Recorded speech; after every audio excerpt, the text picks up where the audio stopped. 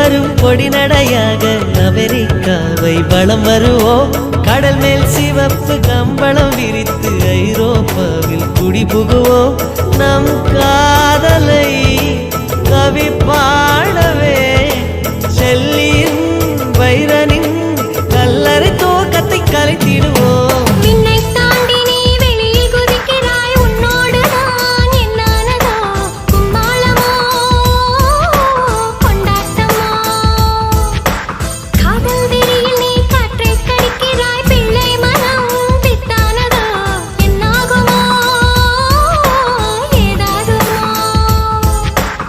வாடை காற்றுக்கு வயசாச்சு, வாழும் பூமிக்கு வயசாச்சு.